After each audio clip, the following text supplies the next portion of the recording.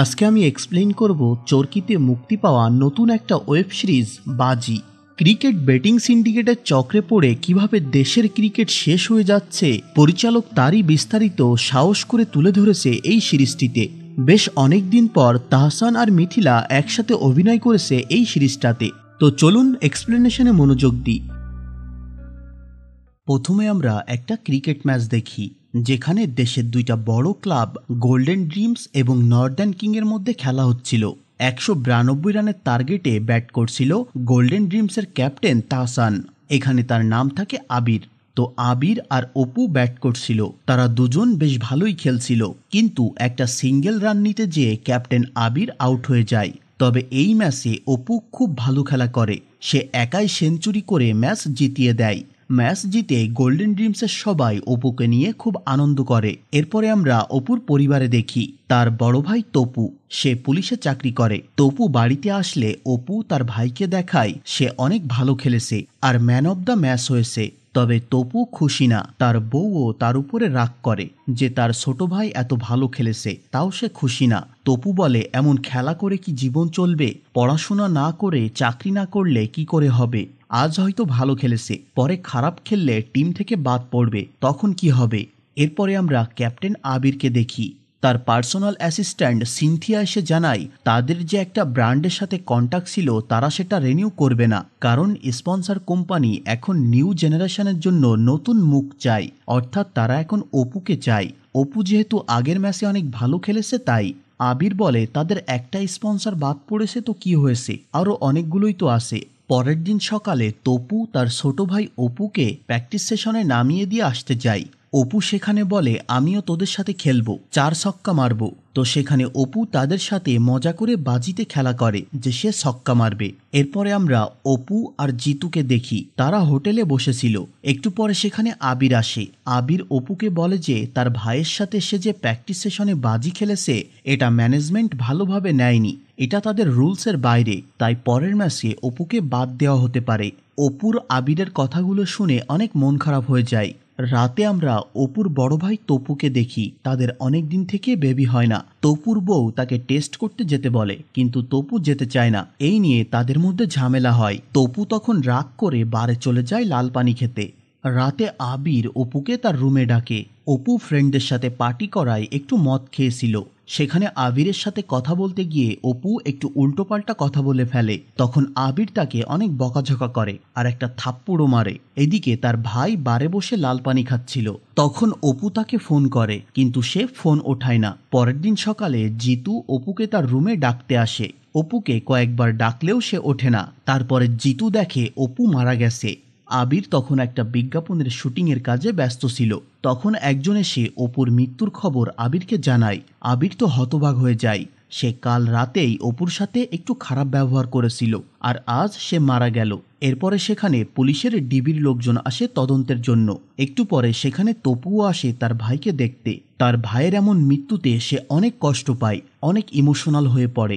চারদিকে অনেক নিউজ হতে থাকে, গোল্ডেন ড্রিমসের এমন উদীয়মান একজন খেলোয়াড় অপু মারা গেছে। অপুর এমন মৃত্যুতে তার পরিবারও খুব ভেঙে পড়ে। এরপরে আমরা জামান সাহেব আর তার বউ শেফালিকে দেখি। জামান সাহেবের একসময় শেয়ার বাজারে বিজনেস ছিল, কিন্তু হুট করে ব্যবসায় লস খেয়ে একেবারে দেউলিয়া হয়ে যায়। সেই শোকে সে এখন প্যারালাইজড হয়ে পড়ে আছে, আর তার বউ শেফালি তার দেখাশোনা করে। তাদের একটা ছোট ছেলেও আছে। এদিকে আমরা আবিরকে দেখি, তার কাছে একটা পার্সেল এসেছে। তার ভিতরে একটা রোলেক্সের ঘড়ি ছিল, সেটা পাঠিয়েছে চার্লি নামের একজন লোক। তখন আবিরের ফোনে চার্লি এসএমএস দেয় যে আশা করি তুমি রোলেক্স পছন্দ করো। আবির তখন রেগে গিয়ে ঘড়িটা ছুঁড়ে মারে।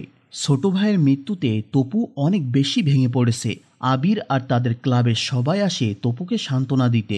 এরপরে দেখা যায় জামান সাহেবকে ব্যাংক থেকে ফোন করেছে। তাদের ব্যাংকে অনেক টাকা লোন নেওয়া আছে, লোনের টাকা দেওয়ার জন্যই ব্যাংক থেকে ফোন করেছে। তার বউ শেফালি তখন ফোন ধরে বলে ব্যাংকের টাকা সে পরিশোধ করে দিয়েছে। জামান বলে, এত টাকা তুমি কই পাইলে? শেফালি বলে, তুমি জেনে কি করবা?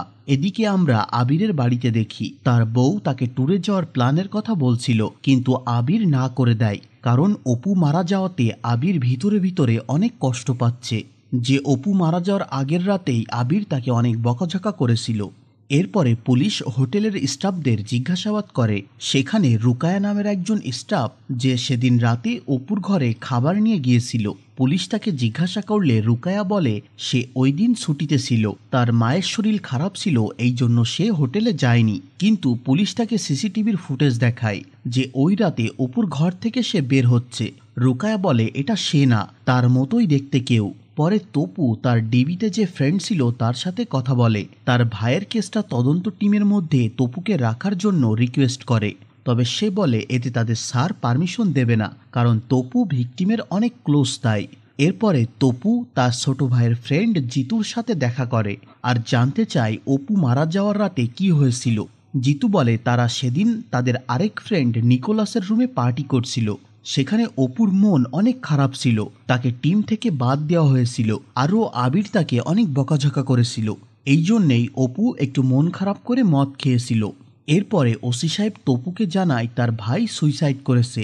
তপু বলে এটা কি করে সম্ভব, তার ভাই কেন সুইসাইড করবে? ওসি সাহেব বলে মানুষ সুইসাইড করার আগে যেমন অস্বাভাবিক আচরণ করে অপু তাই করেছে। সে কাউকে ফোন দিয়ে গালিগালাজ করেছে, আবার কাউকে ফোন দিয়ে মাপ চেয়েছে।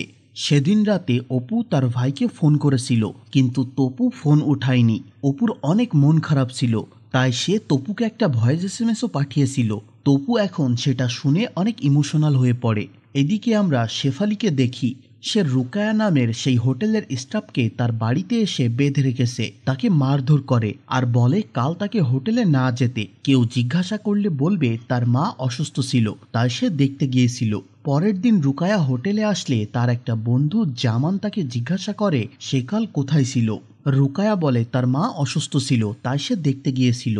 পরের দিন তপুদের বাড়িতে তার ছোট ভাইয়ের ক্লাবের ম্যানেজার শরীফ আসে।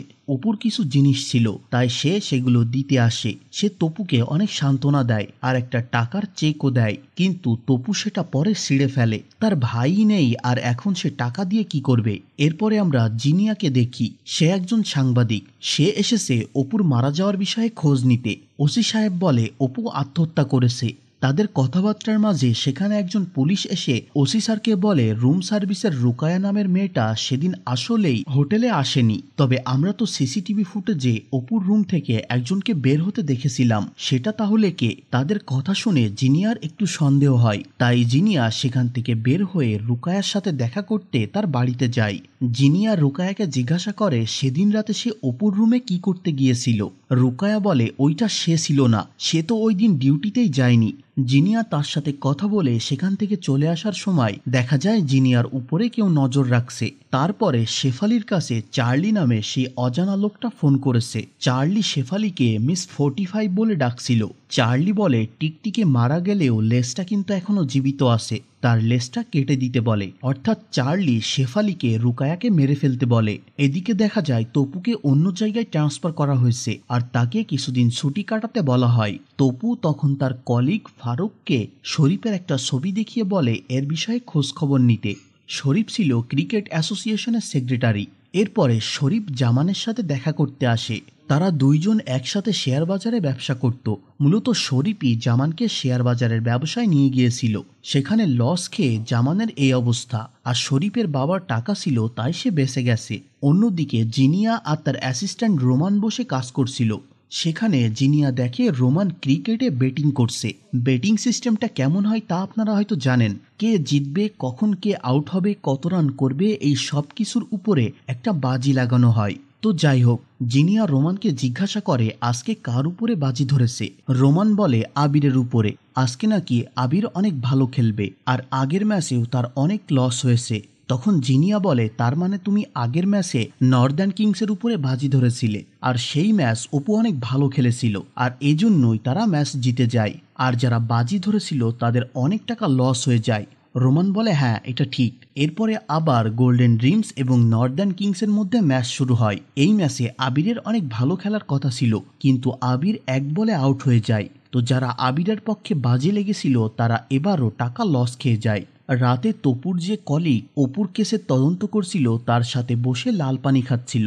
তখন তপু তাকে জিজ্ঞাসা করে তার ভাইয়ের মৃত্যুটা কি আসলেই আত্মহত্যা নাকি মার্ডার। সে বলে তার ভাই আত্মহত্যা করেছে, কিন্তু তপু সেটা বিশ্বাস করে না। তপু তাকে অনেক রিকোয়েস্ট করে যে তদন্ত কি পাওয়া গেছে সেটা বলতে, তবে সে বেশি কিছু বলতে চায় না। শুধু রুকায়ার কথাটা বলে যে সেদিন রুকায়া ডিউটিতে আসেনি, অথচ তার জায়গায় অন্য কেউ ডিউটি করেছে, আবার সে অপুর রুমেও গিয়েছে। তার কথা শুনে পরের দিন সকালে তপু যায় রুকায়ার বাড়িতে তার সাথে দেখা করতে। সেখানে যে দেখে রুকায়া মারা গেছে, মানে তাকে আগে থেকেই কেউ মেরে ফেলেছে। তখন ওসি স্যার তপুকে বলে, আপনি তো ছুটিতে, তাহলে আপনি ওখানে কেন গিয়েছিলেন? তপু কিছু বলে না। তখন ওসি স্যার বলে, আপনি তো নিজেই এখন এই মামলার একজন প্রাইম সাসপেক্ট। তখন তপু বলে তাকে 1 সপ্তাহ সময় দিতে, সে এই সব কিছু সত্যতা বের করে দিবে। তখন ওসি স্যার তপুকে সাসপেন্ড করে দেয় আর বলে এই হোটেলে অপুর মৃত্যুর ঘটনাটা উপরে অনেক দূর পর্যন্ত গেছে, এটা একটু মাথায় রাখবেন। এরপরে জিনিয়া তার বসের সাথে কথা বলে। জিনিয়ার ধারণা রুকায়ার হত্যার সাথে অপুর মারা যাওয়ার কোনো একটা সম্পর্ক আছে, কারণ তারা দুইজন একইভাবে মারা গেছে। আর ওই দিন গোল্ডেন ড্রিমসের হেরে যাওয়ার কথা ছিল, কিন্তু অপু ম্যাচ জিতিয়ে দিয়েছিল। আর এর সাথে আবিরের একটা সম্পর্ক আছে, মানে সহজ করে বলতে গেলে ক্রিকেট ম্যাচে এই বেটিং চক্রের সাথে আবিরও জড়িত। এই সব কিছু নিয়ে জিনিয়া একটি নিউজ করতে চায়, তবে তার বস বলে যে রোকায়ার বিষয়ে তারা নিউজ করতে পারবে, কিন্তু আবির আর অপুর বিষয়ে কোনো নিউজ তারা করতে পারবে না, এতে সমস্যা হবে। বসের মানা করার সত্ত্বেও জিনিয়া কোনোভাবে একটা নিউজ পাবলিক করে। সেই নিউজটা দেখে তপু আসে জিনিয়ার সাথে কথা বলতে। অপুর দেওয়া শেষ ভয়েস এসএমএসটা তপু জিনিয়াকে শোনায়। জিনিয়া জিজ্ঞাসা করে তাহলে অপু কি সত্যি আত্মহত্যা করেছে? তপু বলে যে না, একটা ম্যাচে ম্যান অব দ্য ম্যাচ হওয়ার পরে সে কেনই বা আত্মহত্যা করবে। জিনিয়া তখন তপুকে সেই দিনের ম্যাচের বেটিংয়ের বিষয়ে বলে। সেদিন সবাই গোল্ডেন ড্রিমসের হেরে যাওয়ার জন্য বাজি লেগেছিল, কিন্তু অপুর জন্য তারা ম্যাচটা জিতে যায়, আর অপুর কারণেই তাদের বিরাট লস হয়। জিনিয়ার এমন নিউজ করতে দেখে গোল্ডেন ড্রিমসের মালিক বড়লোক বাপের নেশাখোর ছেলে আশফাক জিনিয়াকে ডেকে নিয়ে অনেক বাজে বাজে কথা বলে। জিনিয়া তার কোনো কথা না শুনে সেখান থেকে চলে যায়। তপুকে সাসপেন্ড করার পরে তার আন্ডারে কাজ করা সাব ইন্সপেক্টর ফারুকের উপরে রুকায়ার কেসটার তদন্তের দায়িত্ব এসে পড়েছে। রাতে তপুর সাথে ফারুকের দেখা হয়। তপু খেয়াল করে ফারুকও বেটিংয়ের সাথে যুক্ত। তারপরে তপু রুকায়ার অটোপসি রিপোর্ট ম্যানেজ করে। সেখানে দেখা যায় রুকায়ার মৃত্যুর কারণ হিসেবে দেখানো হয়েছে বিষ। তার ভাইয়ের রিপোর্টে বিষের কথা উল্লেখ নেই, অথচ তার ভাই বিষ প্রয়োগের কারণেই মারা গিয়েছে। তপু সেই রিপোর্টগুলো নিয়ে ডাক্তারের সাথে কথা বলতে যায় যে রুকায়ার রিপোর্টে বিষের কথা উল্লেখ আছে, কিন্তু তার ভাইয়ের রিপোর্টে বিষের কথা উল্লেখ নেই। ডাক্তার বলে সে যা পেয়েছে তাই লিখেছে। তখন তপু তাকে অনেক রিকোয়েস্ট করে যে সে তার ছোট ভাইয়ের মৃত্যুর কারণটা জানতে চায়, তাই তাকে একটু সাহায্য করতে বলে। তখন ডাক্তার সত্যিটা জানায় অপুর বডিতেও পয়জন পাওয়া গিয়েছিল, আর এটা এমন একটা পয়জন যা শরীরে প্রবেশ করার ৪৫ মিনিট পর থেকে ব্লাড থেকে মুছে যেতে থাকে। তারপরে তপু হোটেলের ম্যানেজারকে জোর করে তার ভাই মারা যাওয়ার রাতে সিসিটিভি ফুটেজ চেক করে যে আসলে রুকায়া অপুর রুমে গিয়েছিল কিনা। তপু সেখান থেকে চলে আসার সময় রুকায়ার সেই বন্ধু জামান তপুকে থামায় আর বলে রুকায়া সত্যি সেদিন হোটেলে আসেনি, তবে সিসিটিভি ফুটেজে দেখা যাচ্ছে রুকায়ার মতোই কেউ অপুর রুমে ঢুকেছিল।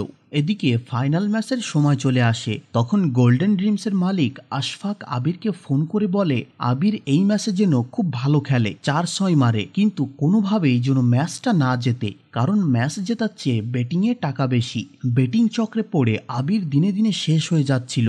এই চক্রের কারণেই যে অপুর প্রাণ গেছে এটা আবির খুব ভালোভাবেই জানতো। তাই আবির এবার সিদ্ধান্ত নেয় সে আর তাদের কথা শুনবে না, সে তার স্বাভাবিক খেলাটাই খেলবে। তাই সে তার টিমমেটদেরও উৎসাহিত করে। এরপরে ফাইনাল ম্যাচ শুরু হয়। ম্যাচে তো সব আগে থেকেই ঠিক করা ছিল। তো কথা মতো নর্দার্ন কিংস টসে জিতে ব্যাটিং করে আর ১৩৯ রান টার্গেট দেয়। আবিররা মাঠে নেমে বেশ ভালোই খেলছিল। টান টান উত্তেজনাপূর্ণ এই ম্যাচে তাদের শেষ ৬ বলে ১৯ রান দরকার ছিল। আবির ম্যাচটা জেতার সর্বোচ্চ চেষ্টা করে। তারপরে ৩ বলে তাদের ১৭ রান দরকার ছিল। আবির ৩ বলে ৩টা ৬ মেরে ম্যাচ জিতিয়ে দেয়। ফাইনালে জিতে যাওয়ায় সবাই আবিরকে নিয়ে অনেক উল্লাস করতে থাকে। এদিকে ম্যাচ চলাকালীন তপু রাস্তায় বের হয় কারা এই ম্যাচ নিয়ে বাজি লাগে সেটা দেখার জন্য। কয়েকজনকে দেখে তারা এই ম্যাচে বাজি ধরেছে, তারা কাকে টাকা পয়সা দেয়, কে তাদের নিয়ন্ত্রণ করে, তাদেরকে ধরে মারধর দিলে তারা আতিক নামের একজনের ঠিকানা দেয়। তপু গিয়ে আতিককে ধরলে আতিক তখন রোমানের ঠিকানা দেয়। তখন তপু গিয়ে রোমানকে ধরে। রোমান ছিল জিনিয়ার সহকারী। রোমানকে এমন বেটিংয়ের সাথে যুক্ত হতে দেখে জিনিয়া কিছুটা অবাক হয়। তখন রোমান বলে সে এই বাজির বিষয়ে বেশি কিছু জানে না, তবে রোমান জানায় এই সিন্ডিকেটটা নিয়ন্ত্রণ করে চার্লি নামের একজন লোক। কিন্তু রোমান চার্লির সম্পর্কে কিছু বলতে পারে না, বলে চার্লির সাথে ক্রিকেটার আবিরের প্রতিনিয়ত যোগাযোগ হয়।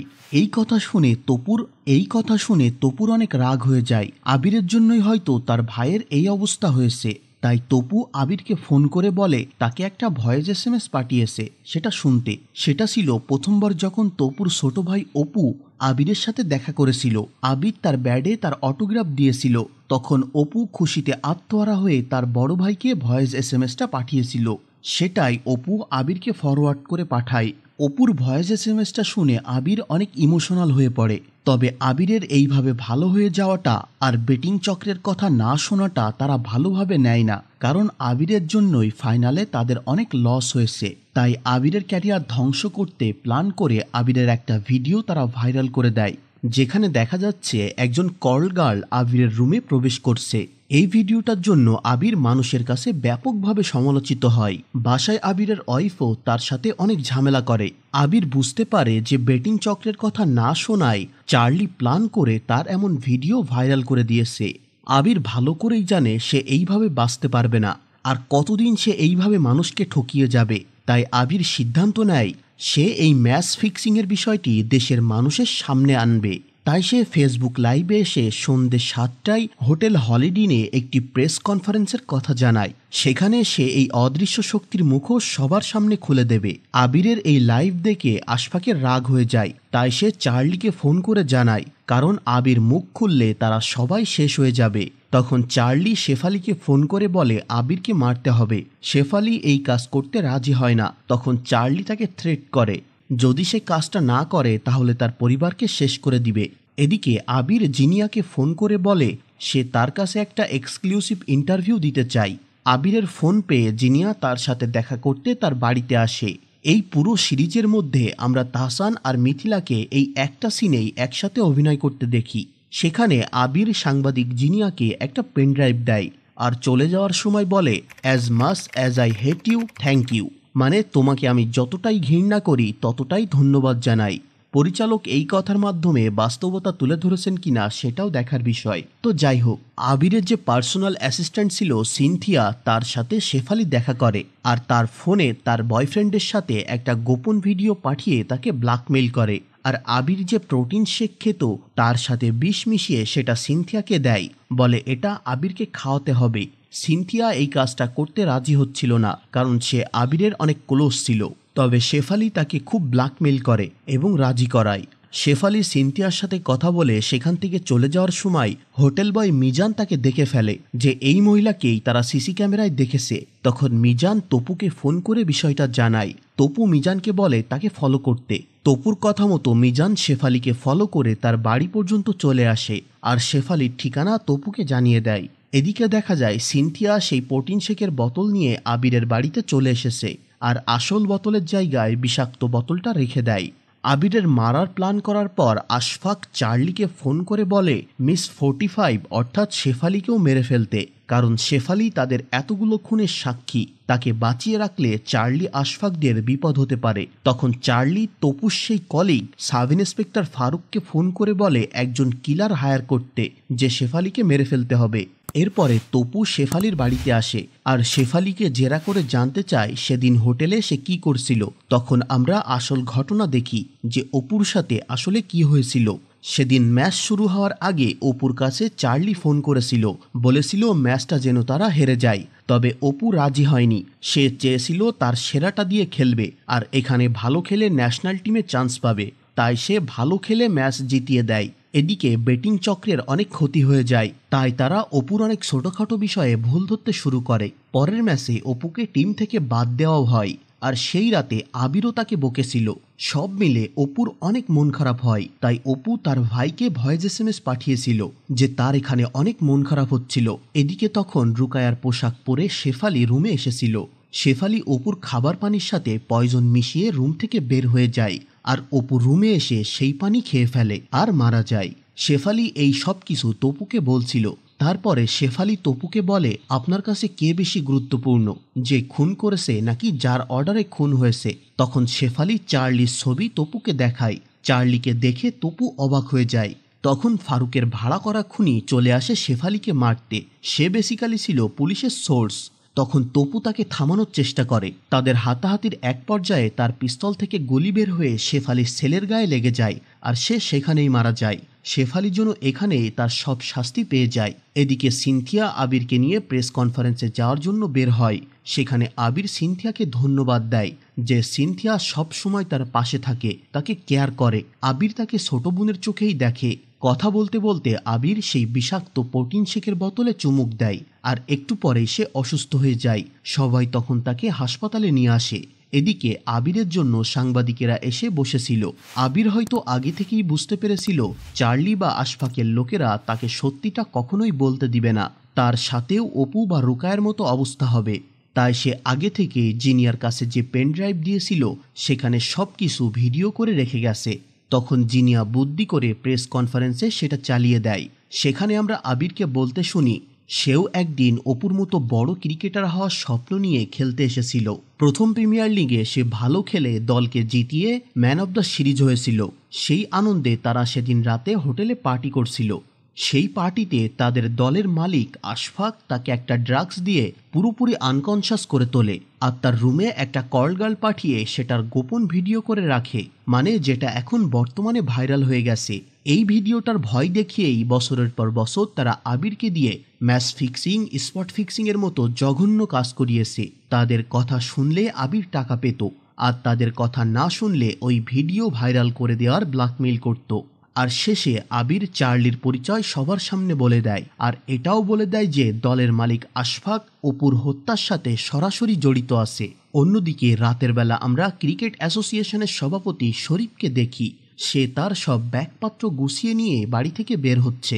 তখন তপু সেখানে আসে। তপু সেখানে শরীফকে চার্লি নামে ডাকে। আসলে এই শরীফই ছিল চার্লি। ক্রিকেট অ্যাসোসিয়েশনের নামে সে এতদিন প্লেয়ারদের সাথে বাজির মতো এই সিন্ডিকেট চালিয়ে এসেছে।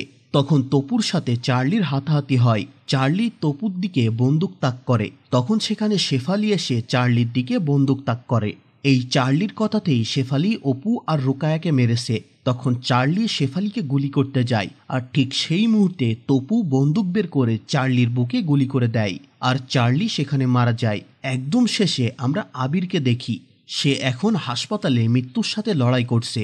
এই মুভিটির মাধ্যমে আমাদের বর্তমানে ক্রিকেটের অবস্থা তুলে ধরা হয়েছে। এই ম্যাচ ফিক্সিংয়ের কারণেই অনেক ক্রিকেটারের ক্যারিয়ার নষ্ট হয়ে গেছে, এমনকি তাদের জীবনও দিতে হয়েছে। বিশেষ করে বেটিং অ্যাপসগুলো আসার পর ক্রিকেটের রাজনীতি যেন আরও বেড়ে গেছে। তো পরিচালক সাহস করে এই মুভির মাধ্যমে আমাদের ক্রিকেটের গোপন বিষয় আমাদের সামনে তুলে ধরেছে। তো কেমন লাগলো আজকের ভিডিও, আর আপনার ওপিনিয়ন্সগুলো অবশ্যই কমেন্ট করে জানাবেন। কথা হবে পরের ভিডিওতে। ভালো থাকবেন, বাই বাই।